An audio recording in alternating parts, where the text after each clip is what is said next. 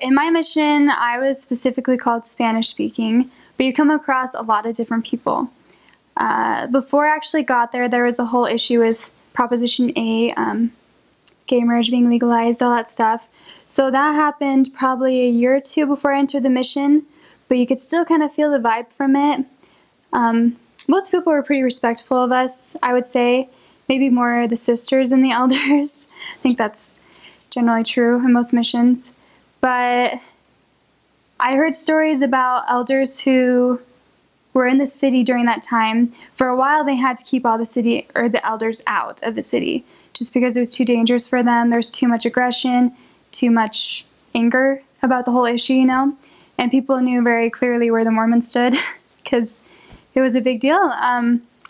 And I remember them talking about the city elders who were the last ones there, and they had to be so strong with their testimonies to be able to like hold up against all the criticism. So they told stories about those elders that were pretty cool. I can't remember any specifically, but I remember all the other elders looked up to them a lot. But in the aftermath of it, you had to learn to be, you know, aware of the issues, but it wasn't something that was always apparent. When I went to San Francisco, I thought, oh, that's going to be like a big issue, you know, which, I mean, different times call for different things, but when I was there, it wasn't super prevalent.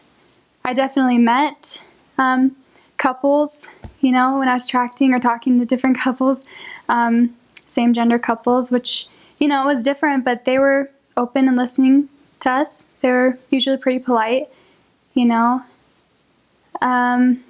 One time I was actually on the way to a baptism, so I was on the farthest edge of the mission. It's called Brentwood, and I had to go to the other side of the mission, which probably was like an hour and a half away. The mission's pretty small actually, but there's a ton of people. So we had to ride a train all the way from Brentwood to San Mateo, like the end of the stops in the mission.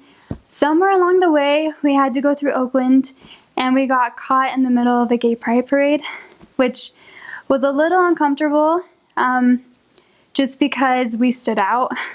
We probably felt more uncomfortable than the other people did. We could tell that they were staring at us, knew who we were, weren't really happy that we were raining on their parade kind of thing, you know. But we just stood there, we sat in our seats, we're quiet. Everyone was really respectful of us. They got off in San Francisco and we went on. But it was kind of a frightening experience because we didn't know what they would do. We wondered, like, if we were elders, what would have happened? Because sisters, you know, you look so poised and just, you know, like, not like you're gonna cause trouble. But they were respectful, dressed pretty crazy, but that's how they were showing, you know, their pride. So obviously we didn't say anything. But it was culturing for me because I never had anything like that happen. It was a really stark difference, though, between that and going to the baptism right after. So that was interesting, just feeling the spiritual difference in the different settings, you know. So it was a learning experience for me, but yeah, the people were generally pretty respectful. Then again, you know, issues might come up in the future. I don't know. But so that kind of makes San Francisco definitely stick out. It's always there. Everyone always talks about it. But people overall are really nice, good people. So